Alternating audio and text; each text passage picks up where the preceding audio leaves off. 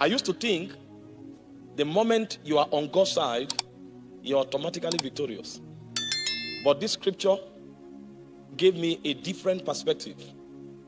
It said, my people are destroyed for the lack of knowledge. My people. God didn't deny them. God acknowledged that they are his people. He said, but they are destroyed because they lack knowledge. This is one of the scripture that motivated me in search of truth and in the pursuit of truth. Because I realized it's not enough to be called a child of God. You must have understanding of how things work. You know, there are many people who are perturbed in the kingdom because the things they expected God to do and they yet expect God to do, they don't see these things in their lives. And they are wondering, is Christianity a scam? Is this thing fake? No, it's not. One of the keys that releases to you the things that are yours in God is your understanding of how it works. My people are destroyed. In Psalm 82 verse 5 and 6, the Bible said, they know not. It said, neither will they understand. It said, they walk on in darkness, and the foundation of the earth is out of course. This is still telling us the great and far-reaching implication of ignorance. They know not, neither do they understand. It said they walk on in darkness.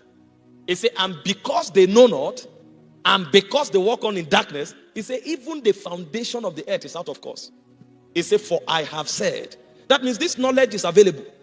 That you are not aware of it does not mean it's not there. It's actually there. But it is for those who are willing to search for it. It said, I have said, ye are gods. It said, for you are the children of the Most High. It said, but they will fall like one of the princes. That means even God, what makes him sovereign is the knowledge that he has. So a man can be in the position and the statue of God and fall. It said, I have said, ye are gods, because you are the children of the Most High. He said, but you will fall. Why will a God fall? Because he knows not. That means it's not enough for God to give you anything. You must know what you are given, and you must know how it works. Otherwise, even if you are pronounced a God, you will fall.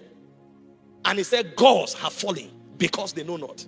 Because when he created us, in Genesis chapter 1 verse 26, he said, let us make man in our image, after our likeness. Let them have dominion. So we were created in the image of God. We were created to function in the likeness of God. That means God expects us to do what he does. God expects us to experience what he experiences. God is surprised if we don't measure up to him.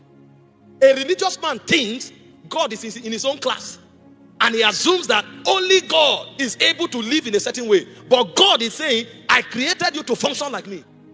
I created you to operate like me. I know I am in my own class. I am sovereign. But I have also given you an opportunity to function from my realm. So there are things I can do that you should reflect. They say, but because they don't know, they fail like one of the princes. And the danger of falling is not just that you lose your status. The danger of falling is that when you fall, your environment is also affected. It said the foundation of the earth is out of course. So you ask yourself today, why is the world the way it is? It's because suns have not risen. We are falling. That's why the earth is falling. That's why it said the earnest expectation of the creation is not waiting for God. It's not God's responsibility. It said the earnest expectation of the creation awaits the manifestation of the sons of God. But the sons of God are falling because they know not. I'm telling you, I will show you some things that God has given you. You will wonder why you are like this. Because if you know those things and apprehend them, the only thing your life should model is wonder. Isaiah said, I and the children that the Lord has given to me, we are for signs and we are for wonders. The least expression of our lives should be a wonder to our generation. But the issue is that they know not. 2 Peter chapter verse 3, the Bible said, according as his divine power. That means it's a function of his authority that he brought you to where you are. They say, according as his divine power, he has given to us all things that pertain to life and to godliness. He said, but you're walking into those virtues is through knowledge.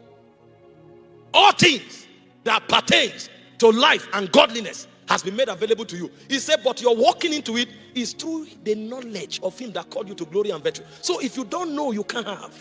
If you don't know, you can't experience. And one of the greatest niche of Satan's battle is in the caveat of ignorance within you. The moment Satan finds any window of ignorance, he has found an in-route into your life. And the problem is that when Satan comes, he has three modus operandi. John 10 verse 10. The thief cometh not, but for to kill, steal, and to destroy. He said, but I am come that you might have life, and life to the full. That means if you know, you can stop Satan. Satan is not invincible. Satan only thrives where there's ignorance. The moment knowledge comes, Satan becomes incapacitated. Because he's already incapacitated by Christ, he only exercises dominion to the degree that ignorance warrants him. And so tonight, I just want to show you very quickly what God has done for you, who you are, and what God expects you to do, so that you live in victory. Because something has already been done. See, when we say the things we say, we are not trying to psych ourselves. Christianity is not a movement of optimism. Everything we declare in Christianity, there is a spiritual justification for it. If I tell you you are healed, I'm not trying to encourage you. There is a spiritual justification to it. If I tell you you are prosperous, I'm not trying to make you feel good. There is a spiritual basis for that utterance. If I tell you you are exalted, I'm not trying to make you feel important.